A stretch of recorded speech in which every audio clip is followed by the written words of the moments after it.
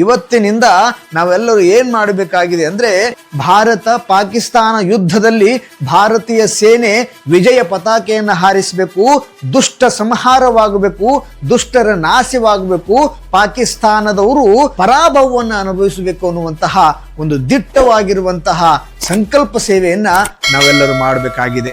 ಎಲ್ಲ ಪುರೋಹಿತರು ನೀವು ಮಾಡುವಂತ ಪೂಜೆ ಪುನಸ್ಕಾರಗಳಲ್ಲಿ ಭಾರತ ವಿಜಯಶಾಲಿ ಆಗಲಿ ಅನ್ನುವಂತ ಸಂಕಲ್ಪವನ್ನು ಮಾಡ್ರಿ. ಎಲ್ಲ ಮಹಿಳೆಯರು ಸಾಯಂಕಾಲ ದೀಪವನ್ನು ಹಚ್ಚುವಾಗ ಎಲ್ಲ ಸೈನಿಕರು ಭಾರತಕ್ಕಾಗಿ ಹೋರಾಡಿ ವಿಜಯಶಾಲಿಗಳಾಗಿ ಮರಳಿ ಬರುವಂತಾಗ್ಲಿ ಅನ್ನುವಂತಹ ಒಂದು ವಿಶೇಷವಾದ ಸಂಕಲ್ಪವನ್ನು ಮಾಡಿ ದೀಪವನ್ನು ಹಚ್ಚುವಂತವರಾಗಬೇಕು. ಯಾವುದೇ ಜಾತಿ ಮತ ಪಂಥ ಧರ್ಮಗಳ ಗೊಂದಲಕ್ಕೆ ಬೀಳಲಾರದೆ ನಾವೆಲ್ಲರೂ ಭಾರತೀಯರು ಅನ್ನುವಂತಹ ಒಂದು ವಿಶೇಷವಾಗಿರುವಂತಹ ಮನೋಭಾವನೆಯನ್ನು ಇಟ್ಕೊಂಡು ಭಗವಂತನಿಗೆ ಕೋರಿಕೆಯನ್ನು ಸಲ್ಲಿಸಬೇಕಾಗಿದೆ. ನಮ್ಮ ಸೈನಿಕರು ಅತ್ಯಂತ ಉತ್ತಮವಾಗಿ ಯುದ್ಧವನ್ನು ಮಾಡಲಿ, ಅವರಿಗೆ ಯಾವುದೇ ಪ್ರಾಣಾಪಾಯಗಳಾಗಬಾರದು, ಅವರು ಯಾವುದೇ ಅಪಘಾತಕ್ಕೆ ಈಡಾಗಬಾರದು, ಅವರಿಂದ ಹೋಗುವಂತ ಮದ್ದು ಗುಂಡುಗಳೆಲ್ಲ ಶತ್ರು ರಾಷ್ಟ್ರದ ಎದೆ ಬಗೆಯಲಿ ಅನ್ನುವಂತಹ ಒಂದು ಸಂಕಲ್ಪವನ್ನು ನಾವು ಮಾಡಬೇಕಾಗಿದೆ.